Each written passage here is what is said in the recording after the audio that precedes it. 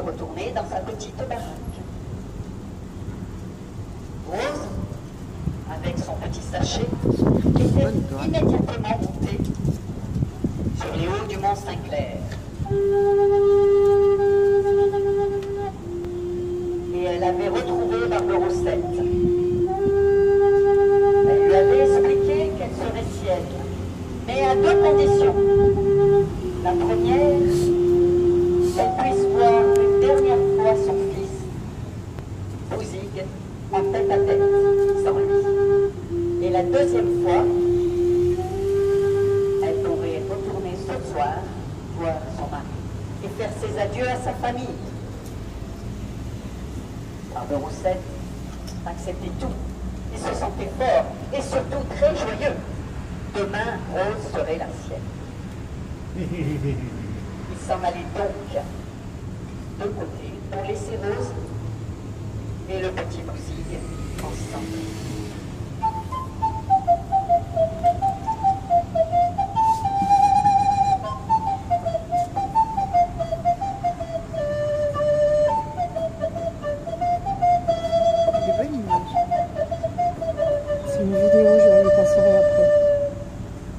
Rose expliquait à Bouzigues tout ce qu'il fallait qu'il fasse. Écoute bien, Bouzigues, écoute bien.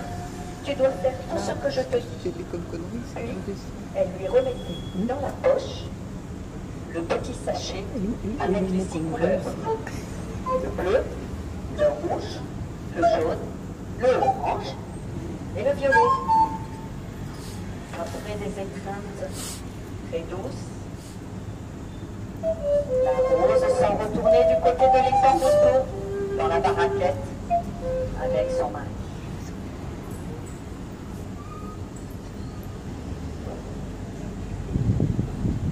Bouzigues était resté tout seul. Il avait bien réfléchi à ce qu'on lui avait dit. Et il attendait le moment propice. De son côté, Barberoussette était revenue. Et cette fois-ci, pour être sûr que son plan réussisse, il avait dit la formule magique. Bouchi, bouchi, bouchi, boucha, bouchi, bouchi. Et tout à coup, il avait disparu. Et il s'était transformé en un serpent tout jaune. C'était le pouvoir magique du magicien et du sorcier africain.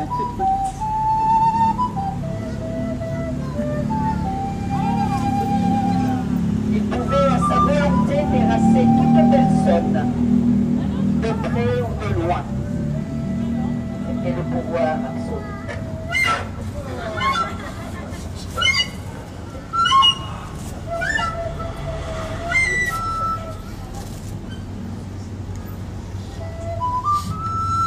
Jour et nuit, il surveillait le petit Bouzigues et attendait le retour de Rose.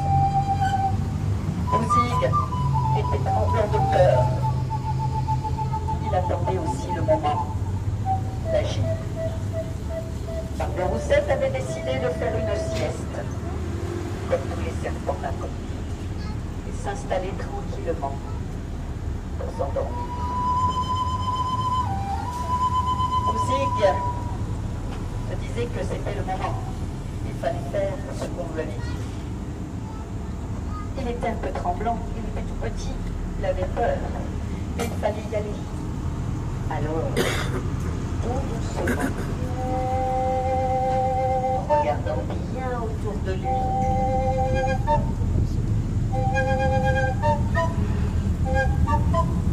tout tremblant, il arrivait derrière un serpent qui lui faisait très peur. Et il a sa main dans sa poche. Quelqu'un qui fait signe. On prend ce petit sachet de 6 couleurs. Le bleu, le jaune, le rouge, le orange, le vert et le violet.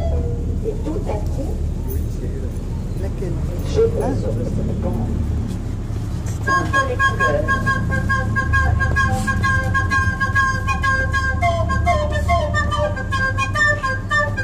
Elle fait des seins. Sans retourner se cacher et attendre ce qui se passerait. moment-là, au loin, était arrivé un énorme nuage, tout gris. Il s'était arrêté juste au-dessus du serpent et avait versé des trombes d'eau.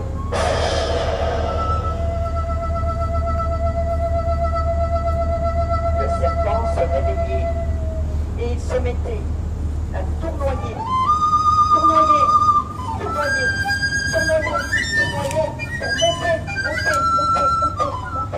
tout en haut dans le ciel et former un immense arc de cercle. Et là, le serpent disparaissait et l'arc de cercle restait.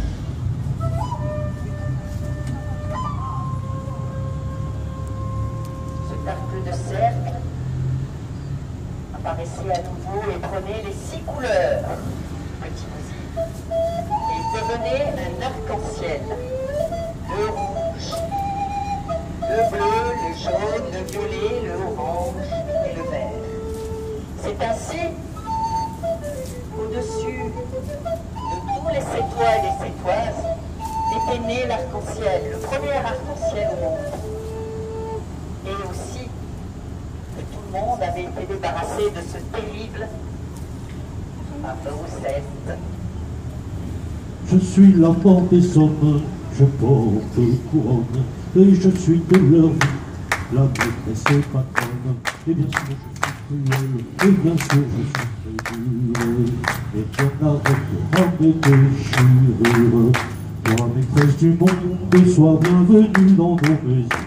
Pose la faute de toutes nos musiques, en place dans nos danses, et si tu danses encore, toute la mort sera morte à l'aurore. Voilà.